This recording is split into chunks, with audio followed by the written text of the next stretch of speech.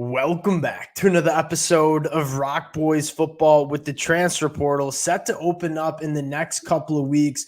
We all know Mike Norvell and this Florida State program are going to look to enhance their roster heading into 2024. Want to take a dive into this Florida State roster and talk about some positions that we might see Florida State try to add to heading into the 2024 season. There's not been a program across the country that has used the transfer portal more effectively than Mike Norvell and Florida State. And you take a look at what they did in the winter months. I think they really did a nice job of elevating what the floor of this program is going to be heading into 2024. And I think the goal for Florida State going into the second portal window opening is trying to elevate the ceiling, right? Taking this Florida State team and say, hey, how can we make this team and maximize this team heading into 2024? Extremely excited to get into this one. Before we do, and as always, just want to say thank you to you guys and a massive shout out to the Florida State fans. Y'all know I love talking this program, whether it's on the recruiting trail, in the transfer portal, doing film deep dives.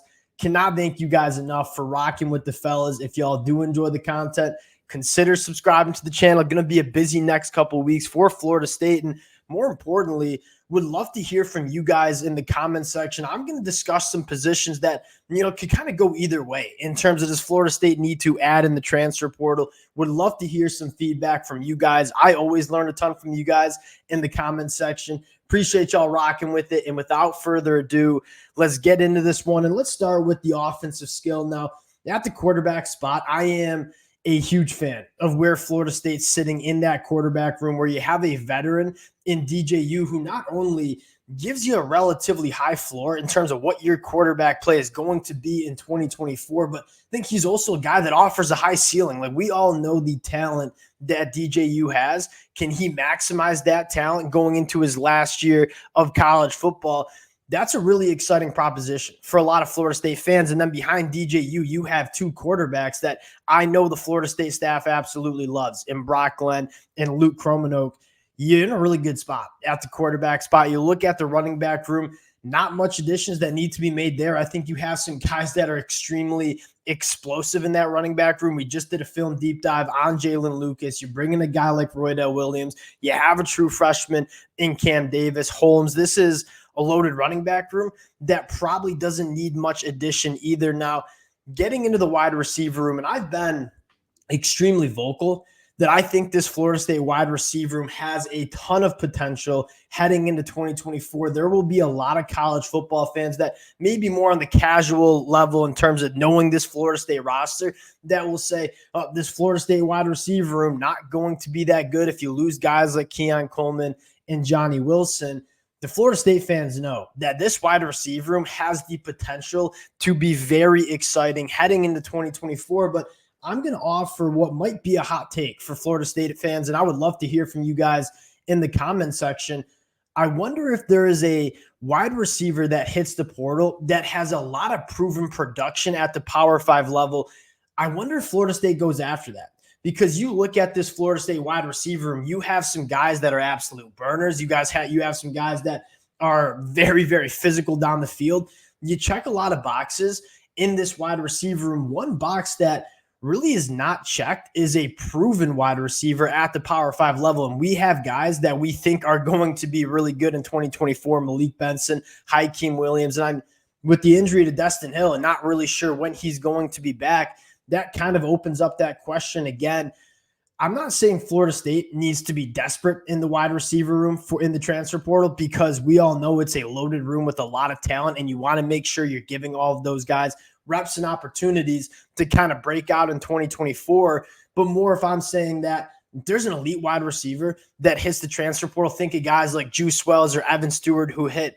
I wonder if Florida State maybe looks to elevate the ceiling of what this Florida State wide receiver room is in 2024 with a wide receiver that has proven it at the college football level. But at the end of the day, you could kind of go either way with that, because the downside of going out and grabbing another veteran wide receiver is you really do start to hurt the progression of some of your younger wide receivers who we're all really excited about. So that's probably a question that we'll probably have more time to talk about as we start to see what wide receivers hit the transfer portal, because quite frankly, there's not a ton of wide receivers that are going to hit the portal that are going to offer that much more upside than what you already have and this Florida State roster in the wide receiver room.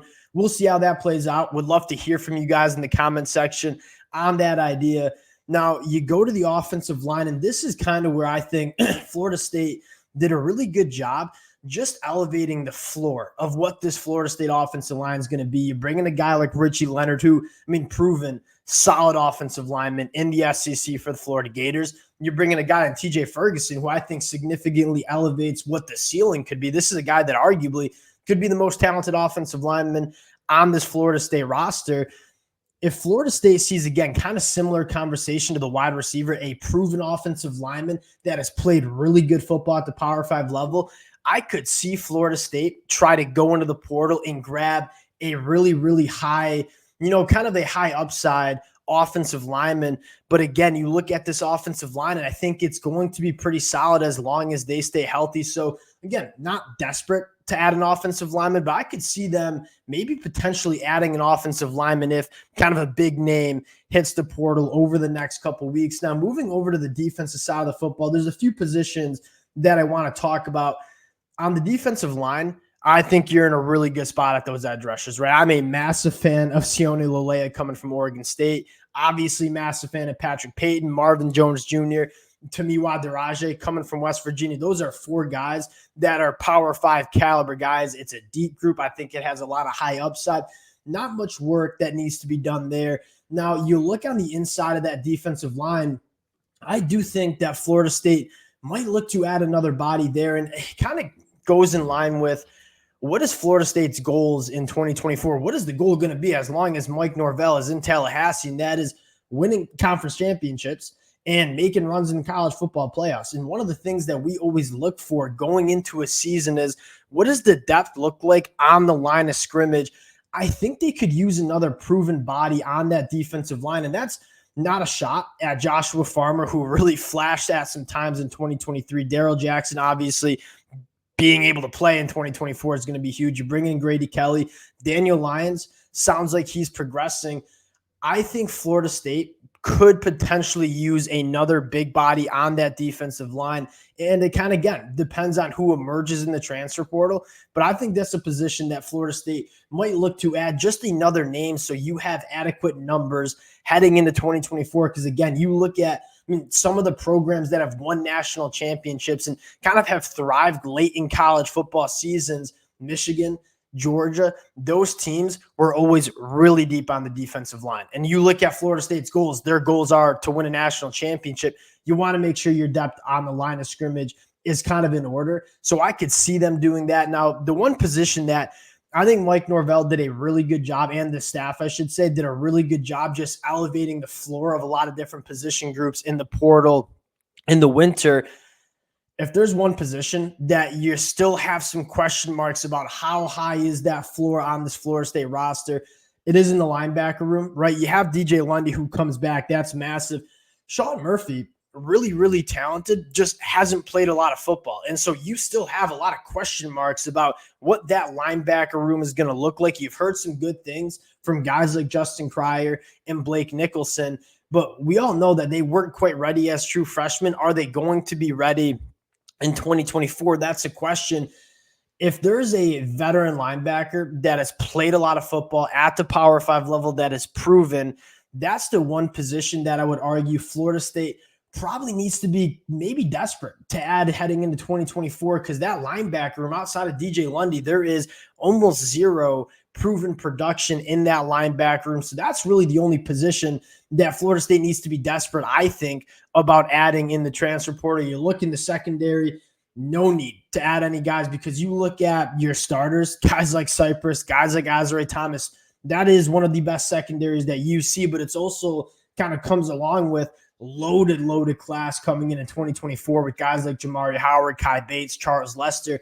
That secondary is going to be damn good in 2024. It's going to be damn good in 2025 and 2026 as well. No question marks there. And to kind of wrap a bow on this conversation, I think Mike Norvell, again, this roster checks a lot of boxes. There are not a lot of positions where Florida State needs to be desperate to add in the transfer portal during the spring. And You can't really say that for a lot of other teams in this era of college football. There are a lot of programs that have holes in their roster that they need to go try to fill in the transfer portal. Florida State, outside of that linebacker room, not really a position where you're looking at and say that's going to be a problem in 2024. And kind of circling back to that linebacker room, Mike Norvell is going to know better than all of us. He's seen these guys in practice. He sees them in the meeting room. He knows how they're progressing.